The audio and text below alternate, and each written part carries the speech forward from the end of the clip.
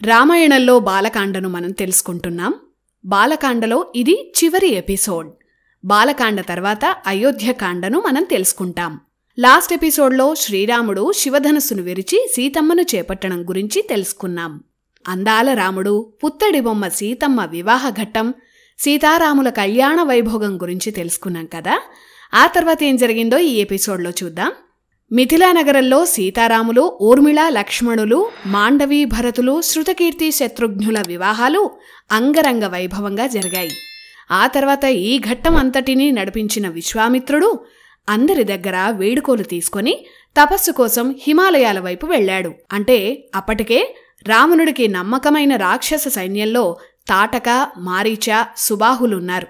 రావణుడి శక్తిని నెమ్మదిగా తగ్గించాలంటే అతని బలాలను ముందే తుంచేయాలి. అందుకే విశ్వామిత్రుడు తాటక, మారీచ, సుబాహు సంహారానికి శ్రీరాముణ్ణి తీసుకువెళ్లాడు.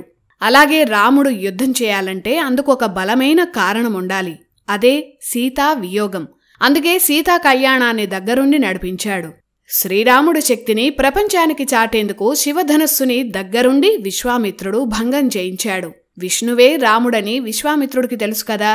విశ్వాన్నే మోస్తున్న విష్ణువుకి ఈ శివధనస్సు ఒక లెక్క. శివధనుస్సుని శ్రీరాముడు ఏం చేస్తాడో విశ్వామిత్రునికి ముందే తెలుసు. ఆనాడు శివధనుస్సుని రాముడు విరిచిన ముహూర్తమే రావణ సంహారానికి కూడా ముహూర్తం నిశ్చయం అయిపోయింది. విశ్వామిత్రుడు ఏ కారణంతో అయితే శ్రీరాముడి దగ్గరకు వచ్చాడో ఆ లక్ష్యం నెరవేరింది. 5 రోజుల పాటు కన్నుల పండుగగా జరిగిన సీతారాముల కళ్యాణాన్ని కన్నులారా చూసి వచ్చిన పని పూర్తయిన విశ్వామిత్రుడు వెంటనే తన తపస్సుకు వెళ్ళిపోయాడు. అతని పాత్ర ఇక్కడితో పూర్తయింది. అందుకే రామాయణంలో ప్రతి పాత్రను అర్థం చేసుకోవాలి. ప్రతి పాత్రకు ఒక అంతరార్థం ఉంది. విశ్వామిత్రుడు వెళ్ళాక దశరథుడు కూడా జనకుడి దగ్గర వీడుకోలు తీసుకొని కుమారులు, కోడళ్ళు, బంధుగణంతో అయోధ్యకు బయలుదేరాడు. కొంత దూరం వెళ్ళాక ఒక్కసారిగా గాలి దుమారం లేచింది. వాతావరణం భయంకరంగా మారింది. దాంతో అందరూ భయపడ్డారు. అంతలో ఒక గొప్ప మహర్షి వారి ముందు ప్రత్యక్షమయ్యాడు. అతనే పరశురాముడు. చేతిలో ఒక ధనుస్సు, మరో చేతిలో తన ఆయుధమైన గండ్రగొడ్డలి పట్టుకొని దశరథుడు ముందు ప్రత్యక్షమయ్యాడు. క్షత్రియులందర్నీ సంహరించిన పరశురాముడు మళ్లీ ఆయుధాలు ధరించి ఎందుకొచ్చాడా అని దశరథుడు భయపడ్డాడు. పరశురాముడు కనిపించగానే దశరథుడు శిరస్సు వంచి భయంతో ప్రణామం చేశాడు. భృగువంశీకులను భార్గవులంటారు. భృగువంశానికి చెందిన పరశురాముడికే మరో పేరు భార్గవరాముడు. శ్రీరాముడికి ముందరి అవతారం, దశావతారాల్లో 6వ అవతారం పరశురాముడు. ఇప్పుడు ఆ అవతారాంశ దశరథరాముల్లో ఉందన్న విషయాన్ని భార్గవరాముడు గ్రహించలేకపోయాడు. అందుకే నేరుగా బాలుడైన శ్రీరాముడి దగ్గరకు పరశురాముడు వెళ్లాడు.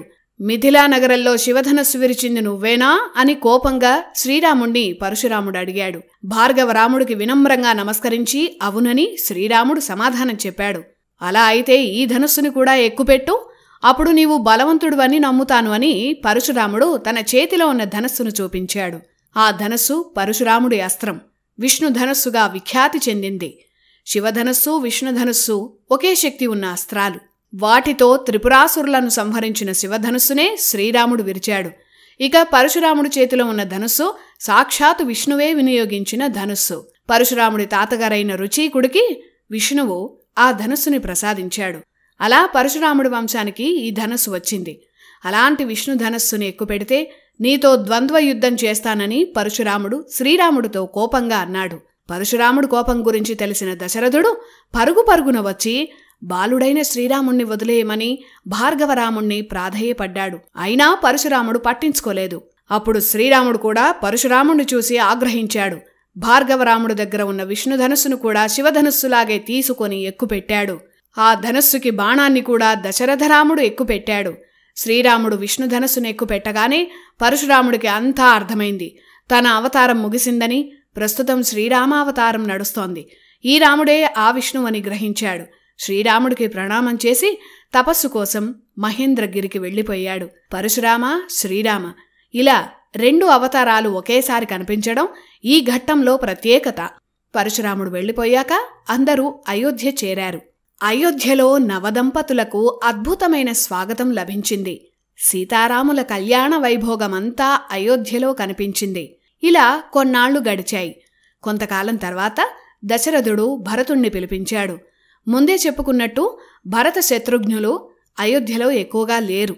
తన తల్లి పుట్టిల్లైన కేకయ సామ్రాజ్యానికి వారసులు లేకపోవడం వల్ల ఆ రాజ్యాన్ని భరతుడే చూసుకుంటున్నాడు. అందువల్ల భరత శత్రుఘ్నులను వారి కుటుంబాలతో కేకేయ రాజ్యానికి పంపాలని కైక సోదరుడు దశరథుణ్ణి కోరాడు. దశరథుడు సరే అన్నాడు. అలా తండ్రి ఆజ్ఞతో భరత శత్రుఘ్నులు మేనమామ యుధాజిత్తుతో కేకేయ రాజ్యానికి వెళ్ళిపోయారు. ఇటు సీతారాముల ప్రణయం గురించి రామాయణంలో అద్భుత వర్ణన ఉంది. ఒక కుమారుడిగా శ్రీరాముడు తండ్రి ఆజ్ఞను దాటని గొప్ప వ్యక్తి. అలాగే ఇప్పుడు శ్రీరాముడు భర్త హోదాలో ఉన్నాడు. ఒక భర్త ఎలా ఉండాలో, భార్యను ఎలా చూసుకోవాలో, ఎలా రక్షించుకోవాలో చేసి చూపించిన వారు కూడా శ్రీరాముల వారే. అలా సీతారాముల సంసార జీవితం సాఫీగా సాగిపోతోంది. సీతంటే రాముడికి ప్రాణం. తన లాలన, పాలన, సభ్యత, సంస్కారం ఇవన్నీ రాముల్లో చూసిన సీత తన ప్రాణాలన్నీ రాఘవుడిపైనే పెట్టుకుంది. జానకి పంచప్రాణాలు రాఘవుడే. అలా వారి సంసార జీవితం అద్భుతంగా నడుస్తోంది. ఈ ఘట్టాల వరకు జరిగిన రామాయణమే బాలకాండ. ఈ బాలకాండ సీతారాముల కళ్యాణంతో సమాప్తమవుతుంది. ఆ తర్వాత రామాయణంలో రెండో కాండ అయిన అయోధ్యకాండ మొదలవుతుంది. అయోధ్యలో సింహాసనం కోసం జరిగే రాజకీయాలే అయోధ్యకాండ. ఈ అయోధ్యకాండే రామాయణంలో అత్యంత కీలకమైన మలుపు. శ్రీరాముడు అవతరించింది చక్రవర్తిగా అయోధ్యను పరిపాలించటానికి కాదు, రావణ సంహారం చేసి ఈ భూమి మీద రాక్షసులు లేకుండా చేయడానికి ఎత్తిన అవతారం. మరి ఆ సంహారం చేయాలంటే రాక్షసులు ఉండే చోటికి శ్రీరాముడు వెళ్ళాలి కదా. అందుకు మూలమే ఈ అయోధ్యకాండ. ఎంతోమంది విజ్ఞులు, పెద్దలు ఒక్కో ఘట్టంలో అందమైన విషయాలను, రహస్యాలను వివరించారు. వాటిలో ఒకటి శివధనుస్సుని శ్రీరాముడు విరవడం. శివధనుస్సుని ఎక్కుపెడితే చాలు సీతమ్మ వారిని ఇచ్చి వివాహం చేస్తానని జనకుడు చెప్పాడు కదా. కాని శ్రీరాముడు ఆ ధనుస్సుని ఎందుకు విరిచాడు? ఎక్కుపెడితే చాలు కదా. ఈ ఘట్టంలో రహస్యం ఏంటంటే, ఏ పనైనా సంపూర్ణంగా చేయాలి. ఒక విజయం మనం సాధించామంటే ఆ విజయాన్ని అదే స్థాయిలో వేరేవారు సాధిస్తే మనకు గొప్పేమీ ఉండదు. అంతకుముందు వరకు ఎంతోమంది రాజులు ఆ శివధనుస్సును ఎత్తలేక ఓడిపోయారు. కాని శ్రీరాముడిలా ఇంకెవరైనా ఆ ధనుస్సును ఎత్తేవారు ఒకవేళ ఉంటే అప్పుడు రాముడి విజయం తగ్గిపోతుంది.